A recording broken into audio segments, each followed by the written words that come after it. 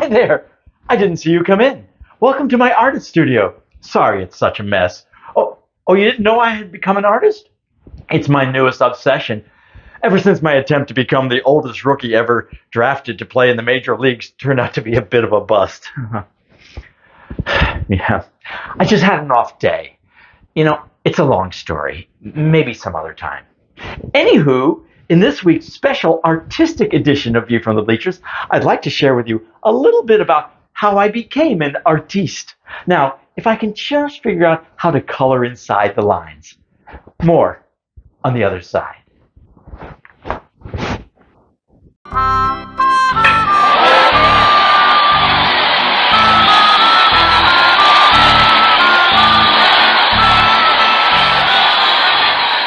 Welcome back. Most people know of me as a humor writer.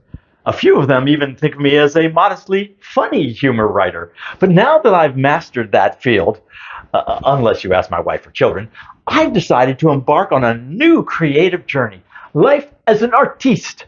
I have a good feeling about this, even if my wife does not. Check out this photo of me taken during an earlier phase of my artistic exploration. I kind of went through a Bob Ross phase. Not sure I can really pull off an afro. What do you think? So let me back up a bit. I love my wife, Michelle. She's a very smart, incredibly talented artist. Even her name sounds like an artist. Michelle Rushworth. That's Michelle with Gerard Schwartz, the longtime music director and conductor of the Seattle Symphony, next to her portrait of him. He loved it. But I have to say, he's getting a little handsy in the photo, if you ask me. Back off, buddy. She's taken. Oh, sure. Michelle and I, we can be competitive in some ways, but the truth is our talents tend to lie in totally different arenas. For example, she can make incredibly tasty, nutritious meals, and I cannot. On the other hand, there's not a sport that you can name at which my wife can defeat me. She just doesn't get sports of any kind. She will never beat me at any sport because she has about as much interest in learning about how to play, say, pickleball, as our cat Zippy has in learning about the intricacies of cryptocurrency. Who's a good boy? Wait a minute. He's looking at my bank account statement. Bad kitty. Bad kitty. Anyways, where was I? Oh, right. There's one area where, if I'm being honest, I must grudgingly admit that my wife has had the edge, until recently at least, and that's anything to do with art. You see, she went to art school. I, on the other hand, graduated from a liberal arts program with a degree in communications, which, upon my graduation, opened up a universe of exciting possible entry-level job opportunities, mainly in the food services industry. I worked there for almost 3 weeks before they fired me, but I refused to return the uniform. What can I say? I look really good in that hat. Now, for the past 3 decades, Michelle has painted incredible, lifelike portraits of judges, university presidents, orchestra conductors, military generals, philanthropists, and snotty rich children posed next to their prissy Irish wolfhound named Prince Tuckahoe. This is just a tiny sampling of some of her portraits. Pretty impressive, I agree. But her real passion is painting landscapes of lakes and coastal areas, flowers, mountains, and birds.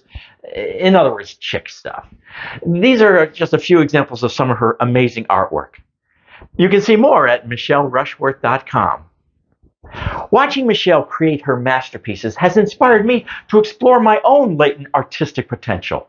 I retired a few years ago from a career in sales and marketing, so I have more time on my hands lately. So I put down my writing pen and picked up the paintbrush, and I am now well on my way to challenging my wife for household artistic supremacy. I've only been at it a couple months. Well, 3 if you count my color by the numbers coloring books initiation. I recently completed a painting of chickens in a field with a red barn in the background. When I showed it to a complete stranger for their reaction, they had no idea what it was, thinking that maybe I had painted an octopus or perhaps a school bus, or maybe a mutant platypus with a red barn in the background. The important takeaway here is I appear to have totally mastered how to paint a red barn. Now, lately, I've seen a marked improvement in my own technique. Within less than 3 months, I had already progressed from finger painting to drawing with crayons, then colored pencils, and now I'm using an actual paintbrush, just like Da Vinci used to paint the Mona Lisa. Check out the side-by-side comparison of Da Vinci's masterpiece versus my own. In case you're uncertain, mine is the painting on the right. I felt she needed a party hat and a bowl of popcorn to make her feel happier. Okay, so I took some artistic license. Still, I think I nailed it. Oh, sure, my technique is a bit primitive, but I'm still in the early stages of my artistic renaissance. Eventually, I anticipate it'll be difficult to tell the difference between an original Rushworth painting and an original Jones, assuming you're drunk, or you can't find your glasses, or you're a dog. But I have one thing going for me that my wife doesn't have. I obtained a graduate degree in marketing, not to mention having spent over a decade in advertising. So I know a thing or two about how to promote my work and generate some buzz. I just came up with this brilliant promotion. Check it out. With your first purchase of an original Jones artwork, I'll give you a punch card. Buy 10 Jones originals, get all 10 circles on your card punched, and voila! Your 11th painting is half price. That's called marketing, buddy. Now, I came up with the brilliant idea of creating a media stir, like the famous graffiti street artist known as Banksy does. He's built almost a cult-like following by creating bold, sometimes controversial, works of street art in secrecy without asking for permission.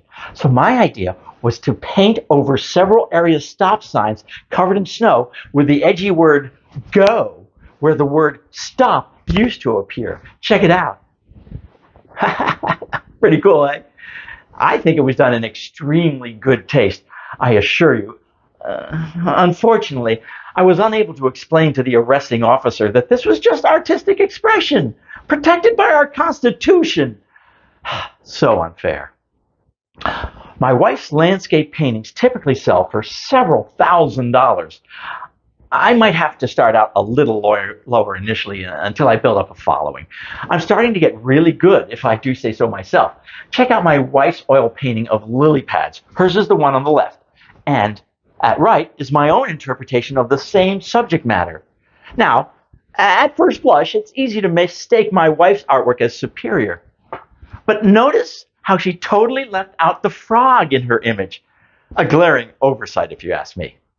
Now, I showed a buddy of mine some of my most recent paintings, and he suggested that I start at $5 or best offer. This could be tougher to crack than I thought. Well, I have no idea whether my artistic gifts will ever rival those of my artist wife. But one thing's for sure, she will never match my prices. I accept cash, check, Venmo, and Dairy Queen gift cards. Well, that's the view from the bleachers. I'm Tim Jones, and, well, I better get back to work. I'm about to start a new painting. It's going to feature 5 dogs playing poker. And here's the best part. The Basset Hound is secretly holding a royal flush. My wife is going to be so jealous that she didn't come up with this idea first. Oh, and this? Yeah, it's one of my wife's paintings. But I think I can improve upon it.